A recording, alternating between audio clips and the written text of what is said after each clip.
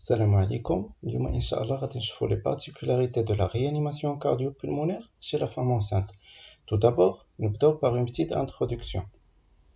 Après avoir cité les différentes causes de l'arrêt cardio-respiratoire chez la femme enceinte, il apparaît très intéressant de connaître les différentes particularités liées à la prise en charge de cette affection grave.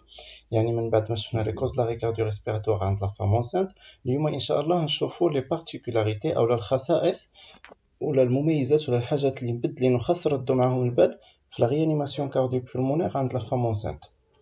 Les notions les plus importantes vont être classées comme suivant. في الأول نشوفوا les particularités liées à la position. موراها le site des compressions et l'emplacement des électrodes du défibrillateur. puis نشوفوا l'abord veineux. موراها l'intubation. et finalement autres. ودابا نبداو les particularités liées à la position. Chez tout patient en arrêt cardio-respiratoire, la position recommandée est la position dorsale stricte. هذه clair déjà عارفينها. Seulement la femme enceinte doit être mise en décubitus latéral gauche où on peut faire une inclination manuelle de l'utérus vers le gauche.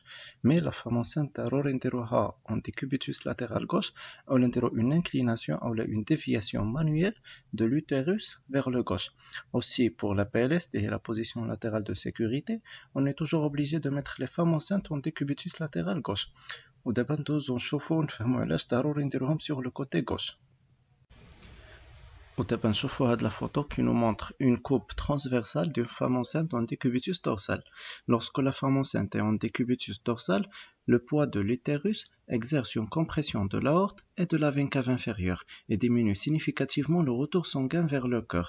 Et par la suite, une baisse d'efficacité du massage cardiaque. C'est-à-dire la femme enceinte فاش كتكون dans la position dorsale, le poids ديال l'utérus كيدير واحد لا كومبريسيون او واحد لو بلوكاج ديال لاورت اي دو لا فين كاف انفيريور وبالتالي كتنقص لا بريشارج ديال لو كور حيتاش لا فين كاف انفيريور assure un volume sanguin important qui rejoint le cœur au niveau ديال الفونتريك ديال l'oreillette droit وبالتالي اذا شي حاجه بلوكات لا فين كاف انفيريور ما يبقاش لو سون بزاف كيوصل للقلب et donc le massage cardiaque ديالنا يولي inefficace حيت كنوليو بحال كنماسيو un cœur qui est vide.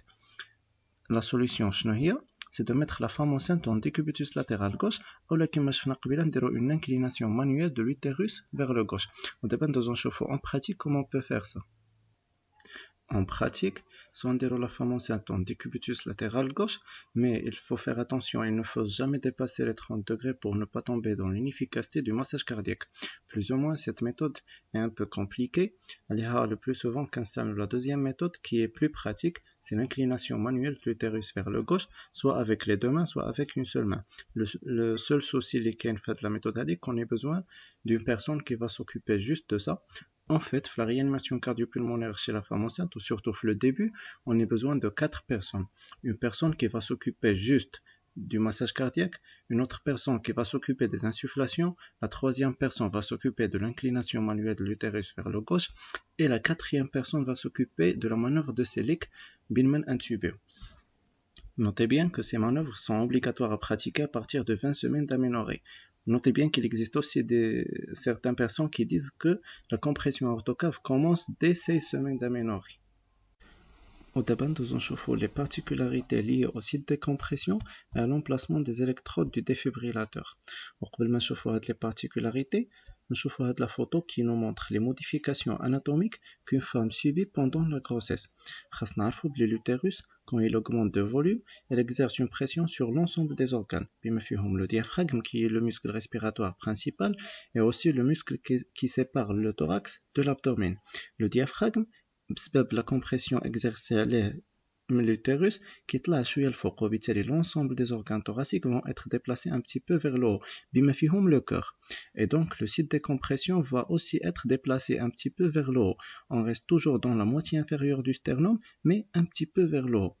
بالنسبة la défibrillation, هنا في la position antérolatérale, les palettes sont aussi déviées un petit peu vers le haut حيتاش le cœur a été déplacé un petit peu vers le haut.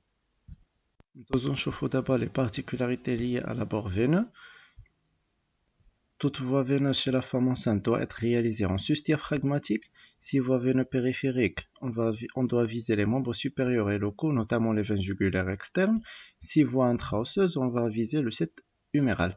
علاش كنديروا هادشي حتى اذا مشينا حتى ادميسترينا ان تريتمون اون سو diaphragmatique, ما كنكونوش سور ان هذاك لو تريتمون غادي يوصل لو كور وغادي يوصل لا سيركولاسيون جينيرال ديالنا، حيت كما قلنا ديجا عندنا لا كومبريسيون اورتوكاف.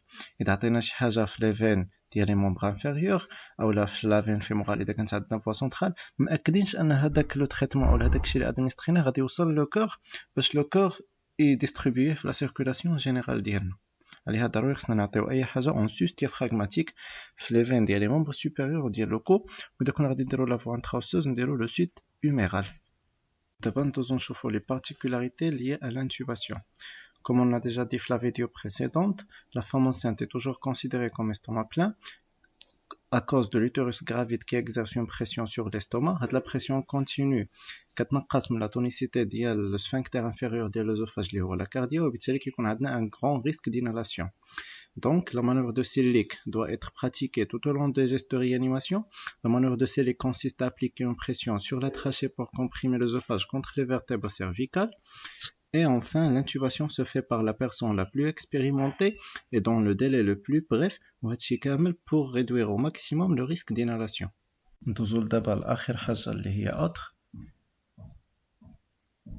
Au-delà de 4 minutes de RCP, une extraction fœtale en extrême urgence doit être réalisée afin de يعني من بعد ما دوز 4 دقائق ديال réanimation cardio-pulmonaire sans récupération يعني la femme enceinte ما récupératش, on doit réaliser une extraction fœtale, c'est-à-dire une césarienne واللي كتسمى في هذا le cas une césarienne périmortème afin d'assurer deux objectifs principaux. الأول pour la maman c'est de lever la compression aortocave et améliorer le retour veineux, et le deuxième objectif c'est assurer une oxygénation efficace du fœtus. Notez bien que la césarienne ne trouve son indication qu'après 25 semaines d'aménorrhée. يعني حتى à partir de 25 semaines d'aménorrhée عاد كتكون ضروري نديرو la césarienne périmortème. J'espère que c'était clair et merci.